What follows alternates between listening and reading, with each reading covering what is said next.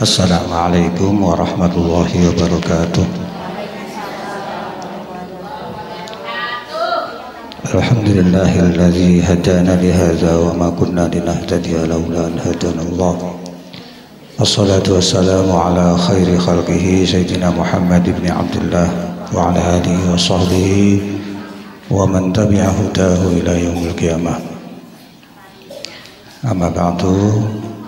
Kepada yang terhormat Bapak Ketua NU Ranting Grobogan Utara beserta pengurus yang lain, kepada yang terhormat Ibu Ketua Muslimat, Ibu Ketua Fatayat, IPNU dan IPPNU, Ansor, dan semua yang hadir pada kesempatan ini. Tidak lupa dari bapak-bapak perwakilan dari pemerintah desa, pemerintah desa Grobogan, dan yang saya cintai, saya banggakan anak-anakku yatim piatu yang pada saat ini sama-sama bisa duduk bersama kita di masjid yang penuh keberkahan insyaallah. Karena di tempat ini kita mengadakan suatu kebaikan sosial, yaitu kita mengadakan santunan kepada para yatim berkaitan dengan datangnya hari Asyura yang jatuh pada hari esok, hari Kamis tanggal 10 Syura yang akan datang ini. Oleh karena itu, dalam kesempatan ini saya mungkin tidak lama dan tidak banyak-banyak berbicara, mengingat waktu yang sempit sekali. Intinya bahwa hasil yang kita maksudkan, acara kita hasil dengan baik, itu yang penting. Dan saya juga tidak akan menyampaikan karena hanya beri sambutan dan dorongan-dorongan, motivasi ala kadarnya. Dan semoga kita senantiasa diberi kekuatan oleh Allah Subhanahu wa taala, terutama orang Grobogan Utara ini beri kekuatan lahir batin, bisa senantiasa bersatu, rukun, damai, dan bisa senantiasa sangat-sangat memperhatikan kepada orang-orang yang membutuhkan, utamanya itu anak yatim piatu. Para ibu bapak yang saya muliakan, secara khusus, secara pribadi saya menyambut baik, saya simpati, saya mengapresiasi, saya salut dengan diadakannya santunan yatim piatu yang diselenggarakan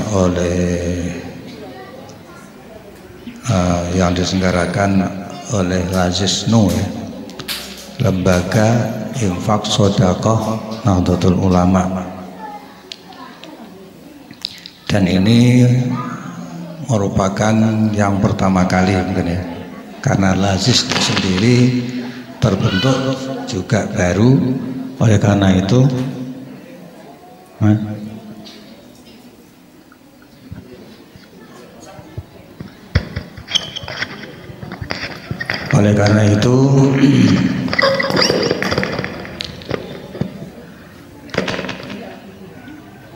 ini juga santunan yatim piatu ini juga yang pertama kali. Jadi kita alhamdulillah mempunyai aset baru, yaitu adanya Lazisnu. Ini merupakan aset orang NU yang baru, yang paling baru. Oleh karena itu harapan saya kepada Ketua Lazisnu ini, mudah-mudahan acara ini, santunan yatim piatu ini, yang pertama kali dan tidak yang terakhir. Tidak yang terakhir, artinya ringanakno mek sepisan tok. Besok wis ora anak-anak neh. Itu jangan ya. Mudah-mudahan ini yang pertama dan tidak yang terakhir. Karena di sini sudah ada beberapa tempat atau beberapa lembaga yang juga memperhatikan tentang anak yatim, diantaranya juga Majelis Taklim Al-Istiqomah, yaitu pengajian malam Selasa yang sudah beberapa kali mengadakan santunan anak yatim. Kemudian juga ada di Pak Zaini ya, Pak Zaini itu juga ada santunan, itu santunan anak yatim itu sudah beberapa kali. Kemudian ada secara pribadi-pribadi ya, secara pribadi-pribadi mengadakan santunan anak-anak yatim. Nah ini tambah aset kita, tambah satu lagi yaitu santunan anak yatim yang diselenggarakan, yang diadakan oleh Lazisnu, oleh orang NU. Alhamdulillah. Bapak Ibu yang saya muliakan, memang sebelumnya ada konsultasi, saya didatangi oleh Ketua Lazisnu, datang kepada saya. Istrinya adalah tentang membicarakan tentang pelaksanaan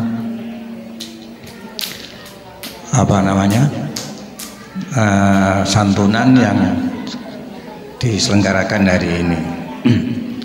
Ada beberapa hal yang perlu dibicarakan pada waktu itu, diantaranya memberi definisi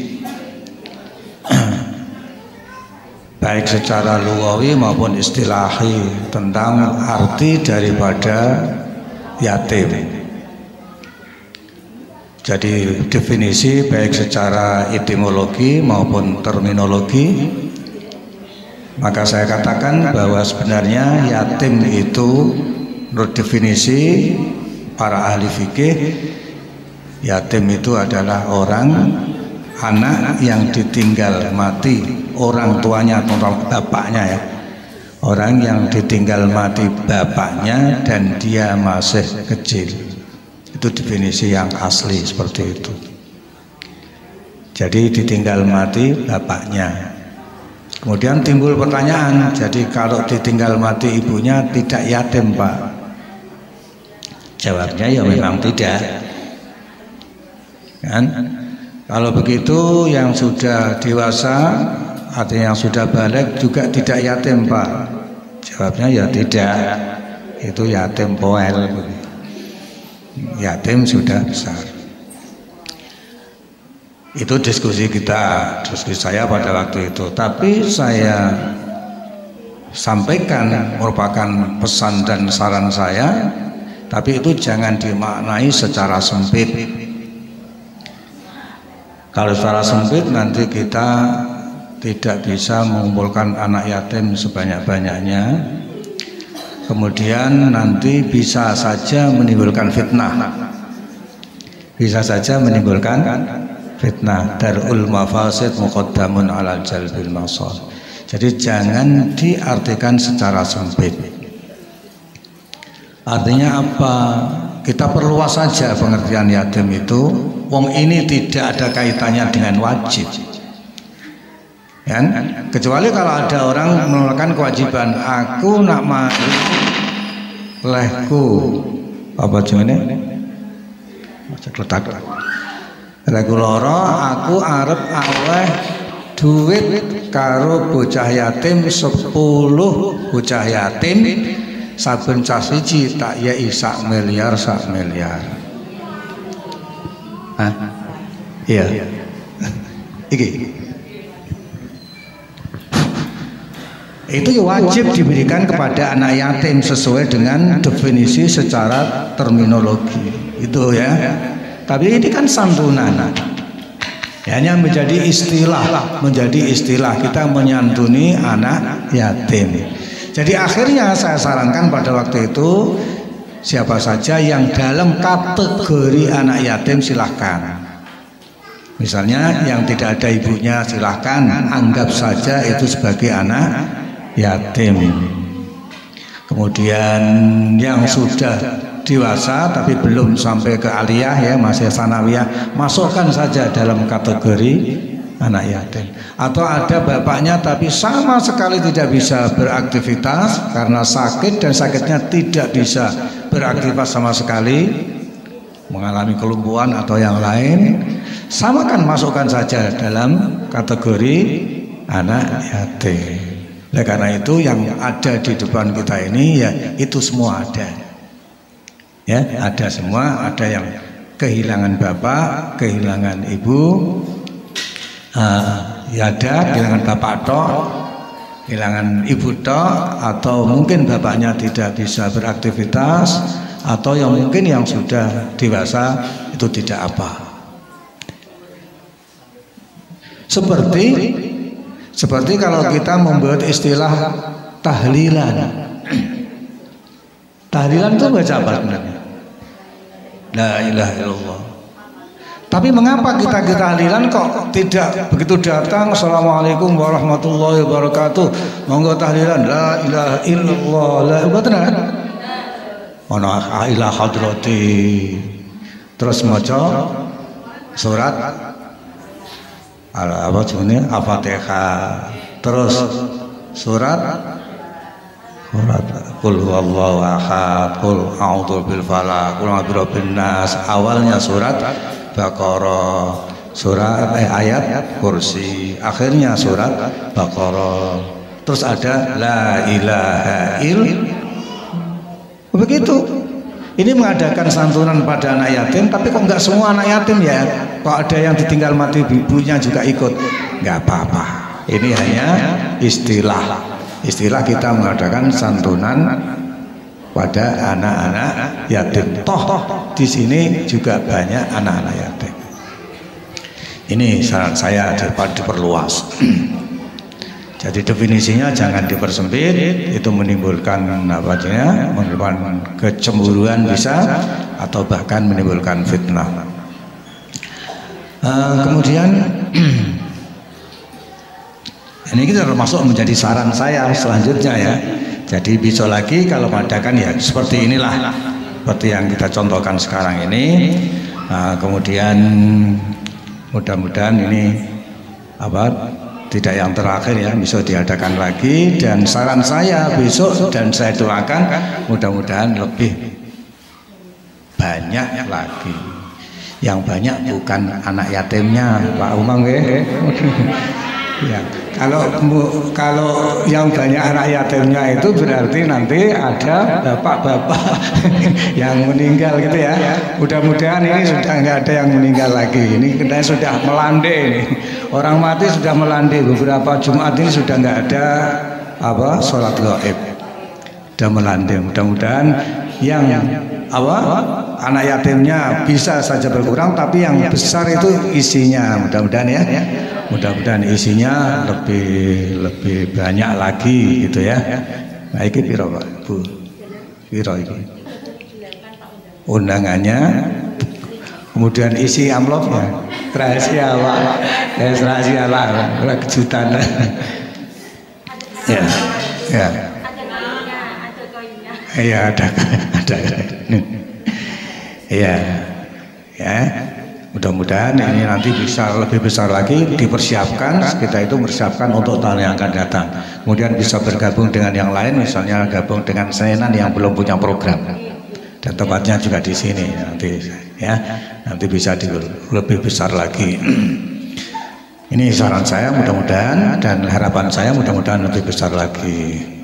Dan berikutnya termasuk saya lihat di sini ini suatu penghormatan penghormatan kepada anak yatim piatu dengan cara seperti ini, ya, kita beri sesuatu santunan. Dan sebenarnya memberi sesuatu kepada seseorang itu sebenarnya memang tidak boleh merendahkan orang yang diberi.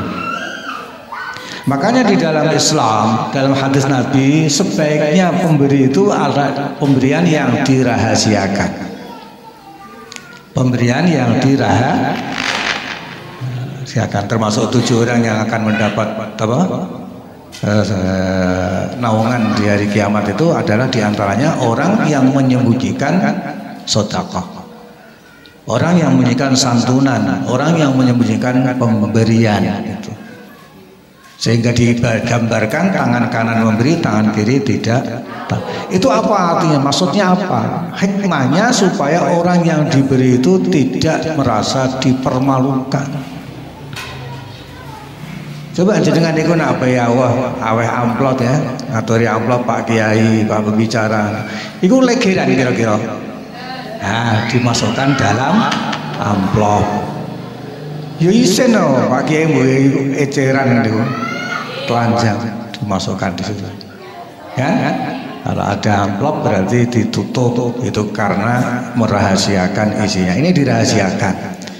Maka ini bagus sekali.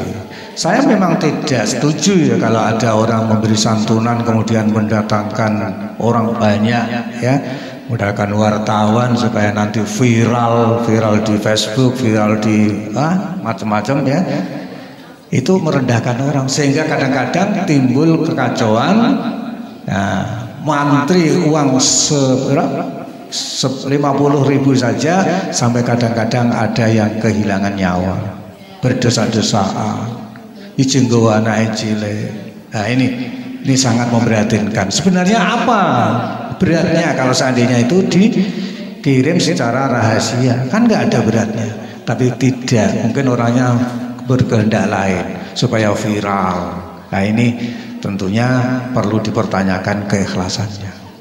Ini bagus sekali.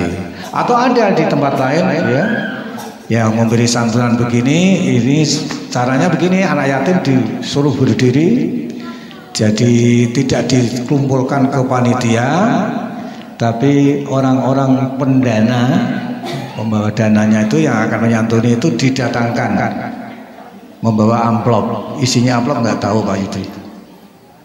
Kemudian anak-anak disuruh berdiri, kemudian dibagi, orangnya masuk naik panggung membagi, nanti ganti bar A, B, C dan seterusnya. Itu saja, saya kira juga kurang praktis, kurang baik. Maka ini yang baik sekali, maka bisa dikembangkan, ya, yang ini yang baik diteruskan, dan yang dikembangkan adalah isinya mudah-mudahan lebih besar lagi. Soalnya kalau begitu kadang-kadang itu penghasilan dari anak itu pendapatannya tidak sama. Ada yang di rumah itu membawa cuma 10, padahal anaknya 12, yang 2 nggak kebagian, sehingga dapatannya nggak sama. Kan kasihan juga toh. Nah, kalau ini ditangani panitia, dikemas panitia, diatur dengan panitia, alhamdulillah baik. Dan ini perlu dilestarikan, perlu diteruskan. Dan itu juga merupakan saran, ya, itu diskusi saya pada Bu Sarah pada waktu itu, dan saya sampaikan di sini untuk diketahui lebih luas dan supaya itu dipegang. Kalau itu memang baik, kalau enggak baik ya enggak dipegang, ora apa-apa. Kayak gitu ya. Kemudian saran saya pada waktu itu supaya dinolkan. Jangan ada yang tersisa. Karena kalau kita sudah niati itu untuk anak yatim piatu, habiskan. Ya, jangan ada yang itak sisano semene kanggo tahun sing arep teko. Misalnya begini, nanti kalau ditunggu tahun yang akan datang, yo nak ketemu tahun yang akan datang. Ya, gitu kan? Dan lagi ketika kita bersedekah itu akan langsung menjadi pahala kalau langsung kita berikan, kan gitu. Kalau kita tunda 1 tahun itu ya belum dapat pahala, kan begitu. Maka ada yang mengatakan sebaik-baik sedekah itu berupa makanan. Soalnya makanan itu mau tidak mau nanti hanya hitungan jam, hanya hitungan menit sudah menjadi pahala. Ya kan? Kita sedekah berupa makanan, dibawa pulang nanti sampai rumah dimakan.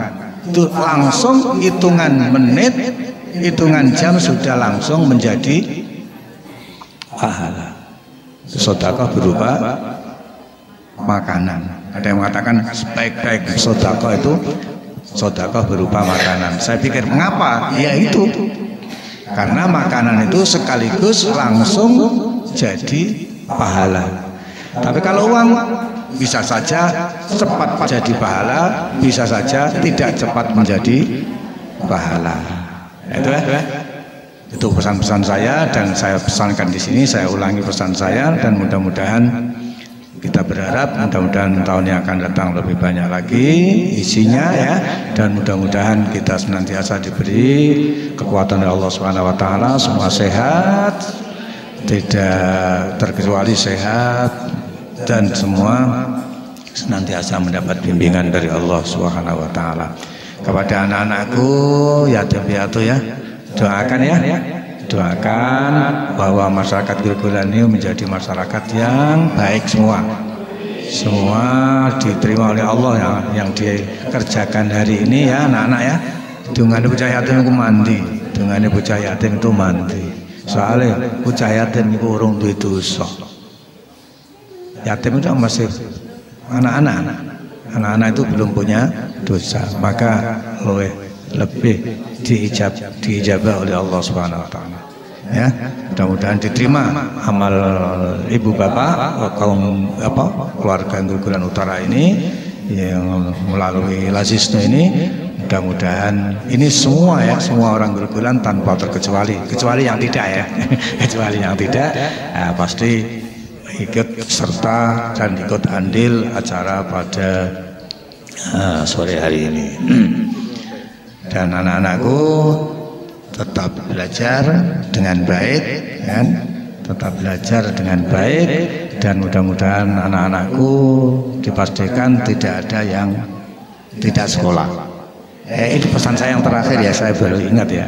Pesan saya yang terakhir bahwa Bapak Ibu Lazisno ini, bahwa yang Anda lakukan di sini adalah menyantuni anak yatim. Jadi jangan sampai kasare ngomong, jangan sampai ada anak yatim yang tidak makan. Padahal perlu saya sampaikan bahwa kebutuhan anak yatim itu tidak hanya makan, kan? Kebutuhan anak yatim itu tidak hanya makan, tapi anak yatim juga butuh ilmu. Oleh karena itu pastikan bahwa anak-anak kita, anak-anak yatim ini, pastikan tidak ada yang putus sekolah, bagaimanapun caranya. Kan? Apalagi sekarang sudah gratis. Kalau toh ada di RA sini itu ada kalau di sini kan PAUD-nya tidak gratis, sudah gratis ya. Kemudian di RA ada SPP-nya. Tapi kalau bagi anak yatim kan tidak kena SPP ya Bu, nggak kena SPP. Itu dalam rangka bagaimana supaya anak-anak kita, anak yatim ini tidak menjadi yatim yang bertubi-tubi. Ya, yatim yang bertubi-tubi itu yatim orang tua, ditinggalkan orang tua, juga tidak punya orang tua, juga tidak punya ilmu dan adab. Seorang syair mengatakan, laisal yatimul ladzi qad mata abu innal yatima yatimul ilmi wal adabi. Jadi bukanlah anak yatim itu anak atau orang yang ditinggal mati bapaknya, tetapi hakikatnya yatim itu adalah orang yang tidak punya ilmu dan tidak punya adab. Jadi usahakan jangan sampai anak-anak kita ini mempunyai mempunyai predikat yatim yang bertubi-tubi, yatim ilmunya, yatim orang tuanya. Mudah-mudahan tidak. Biar cukuplah menjadi anak yatim karena ditinggal mati oleh orang tuanya, ditinggal mati bapaknya. Dan itu sudah menjadi sunnatullah, menjadi kehendak Allah. Siapapun tidak bisa untuk menghindari atau mencegahnya. Tapi yang ini, yang kedua, yatim yang kedua ini yang bisa kita upayakan. Jangan sampai ada adik-adik kita, anak kita menjadi yatim karena tidak punya ilmu. Karena itu anak-anakku belajarnya yang tenang ya. Ayo dijawab. Anak-anakku belajarnya yang sungguhan ya. Yang sungguhan. Kamu harus menjadi orang baik, menjadi orang soleh. Amin. Kamu harus menjadi orang yang berilmu. Karena orang besar-besar itu kebanyakan juga yatim. Nabi anak yatim, Imam Syafi'i anak yatim, Syekh Abdul Qadir Jailani anak yatim. Dan orang-orang besar dari dari keluarga yatim, dari anak-anak yatim.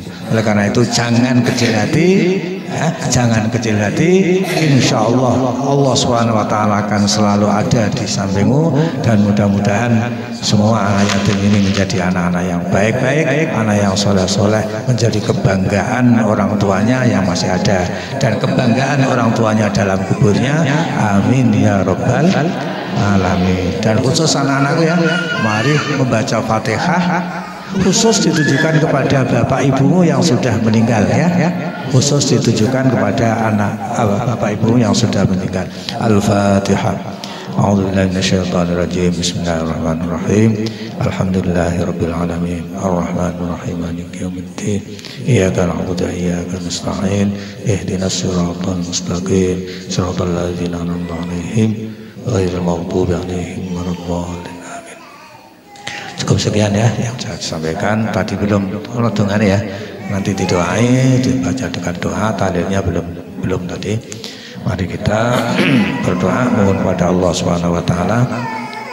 Mudah-mudahan Allah Subhanahu wa taala memudahkan urusan kita pada hari ini dan seterusnya, dan mudah-mudahan Indonesia secara umum ini mudah-mudahan segera terlepas dari corona, dan mudah-mudahan kita bisa aktivitas, anak sekolah bisa sekolah, yang di masjid bisa kembali ke masjid dengan tenang. Amin ya Rabbal Alamin. Al-Fatihah. Bismillahirrahmanirrahim.